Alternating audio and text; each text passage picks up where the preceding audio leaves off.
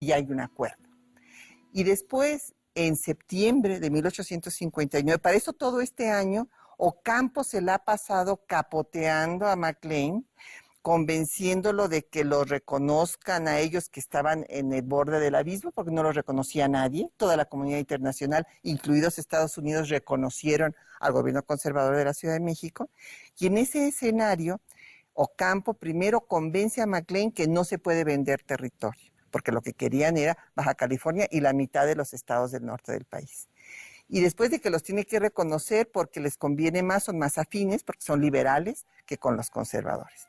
Y un punto muy importante, en septiembre ya Andrés Oseguera da cuenta de que el tratado Maclean-Ocampo se ha firmado y se ha negociado con Maclean, que cansado de que no lo firmen, se va de vacaciones.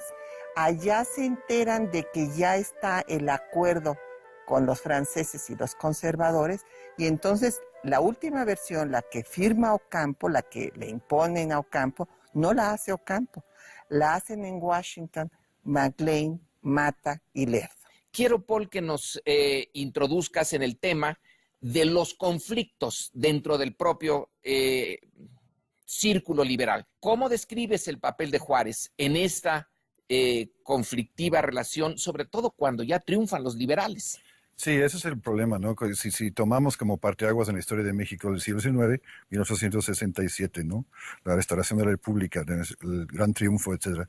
Yo creo que es un momento, sí es un momento clave, y es un momento cuando el liberalismo ya tiene la oportunidad, ¿no? De crear todos esos sistemas jurídicos, de fiscales y sistemas de gobierno, además. Y el problema es que se fijan demasiado en personalismo también, y también en reformas constitucionales. Y eso también y abre el paso cuando hablamos de la extensión de la época presidencial en 1865 y luego la convocatoria de 67. Juárez provoca muy fuertemente, ¿no? A los liberales, ¿no? Los puros, de que lo que quiere crear es una tiranía, una dictadura. Esa es la frase que se sigue repitiendo.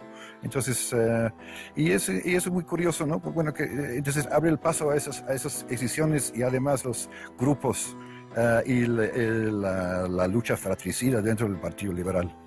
Y es muy curioso porque en esos momentos entre 67 y la muerte de Juárez también, parece que México parece un poco ingobernable, ¿no? En ese sentido, no hay acuerdos de ningún tipo. Y es muy curioso porque se supone que es un momento muy de grandes posibilidades, ¿no? De llegar a muchos acuerdos en cuestiones de reformas legislativas, de constitucionales, pero no llega a ser.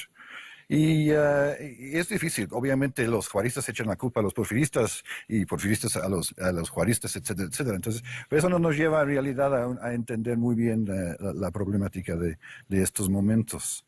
Pero de veras, definitivamente es un problema, y se nota que yo creo que todos los participantes en la política en este momento utilizan métodos antiliberales o iliberales para mantener un constitucionalismo liberal. O sea, es la gran paradoja de este momento. ¿Cómo explicas esta lucha fratricida entre los liberales? Porque la fratricida entre conservadores y liberales ya la vimos. ¿Por qué sigue la tensión política adentro?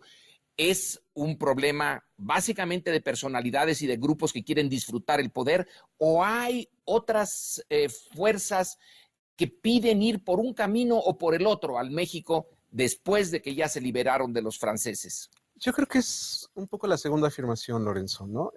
Quizá retomando lo que decía Paul, creo que había una visión hay una visión de un Juárez democrático, defensor de la soberanía, etcétera, etcétera, ¿no?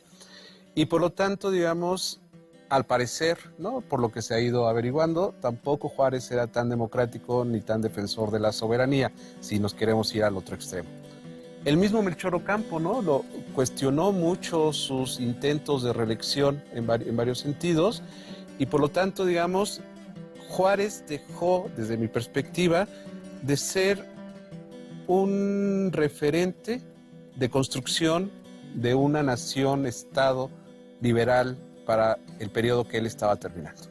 creo que realmente los liberales moderados, ¿no?, que habían participado inclusive con Maximiliano, estaban más interesados en llegar a una conciliación con otros sectores, digamos, ideológicos, que seguir, digamos, este camino que se consideraba poco democrático en términos de lo que es el juarismo, ¿no? Yo no diría que hiciéramos caso totalmente a los detractores de Juárez, ¿no?, ni a los opositores, ni a los que alabaron y levantaron la figura de Juárez, pero lo que sí puede ser muy preocupante es que tomemos el periodo juarista, ¿no?, como si fuera realmente un ícono del liberalismo mexicano en todos sentidos, como si hubiera existido, por un lado, un solo liberalismo, ¿no? Y no hubieran existido modificaciones ni vertientes desde el liberalismo planteado o los liberalismos planteados desde finales del siglo XVIII, pasando por toda la primera mitad del siglo XIX.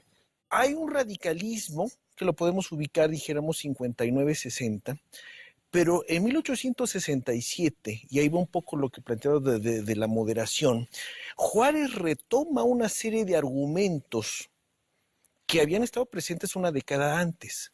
Y entonces, ¿por qué se da esto? Porque ha sido presidente a lo largo de una década y ejercer el poder político lo ha hecho moderar una serie de juicios, ¿no? Entonces, por un lado tenemos esta convocatoria que Paul ya había mencionado desde 67, que va a dividir a los liberales, pero esa convocatoria es resultado de su experiencia como gobernante. Pero entonces yo creo que no podemos afirmar desde unos parámetros modernos un Juárez democrático. Es un Juárez liberal. Es un Juárez que quiere imponer un Estado de Derecho que sigue siendo hasta el día de hoy un gran problema. Realmente que las leyes se respeten, ¿no? Y por el otro lado, y es interesante, nosotros estamos acostumbrados a ver a Juárez o la época de Juárez hasta 67 o 72, pero si nosotros ponemos, por ejemplo, solamente dos casos, que es el restablecimiento de relaciones diplomáticas con aquellas potencias interventoras y el caso del pago de la deuda, no solamente nos vamos al porfiriato, sino que nos lleva hasta el tiempo de López Mateos en 63.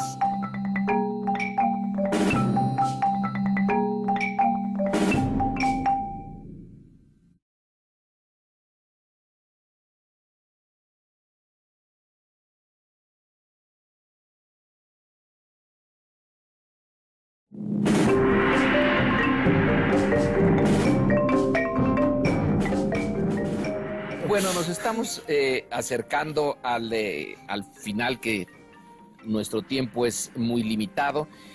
Hay un punto que no sé quién lo quisiera tocar o si todos quisieran tocarlo, bien importante para nuestro auditorio. La diferencia entre ser liberal y ser demócrata, que se ha mencionado aquí. Normalmente, en la historia que se presenta para consumo, sobre todo escolar, en México liberalismo y democracia van unidos, pero no es esa la historia ni de la democracia ni del liberalismo. Se hizo la diferencia, Antonio, tú hiciste la diferencia, que Juárez es en algún punto más liberal que democrático. Quisiera yo destacar que hay varios liberalismos y también hay varios conceptos de democracia. Inclusive todavía Justo Sierra va a dar una, ya a finales del siglo XIX, señalando que la democracia es la participación de la parte consciente de la sociedad en la toma de decisiones.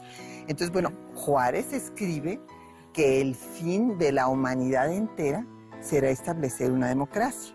Pero hay que tomar en cuenta que a Juárez le toca ser presidente en 10 años de guerra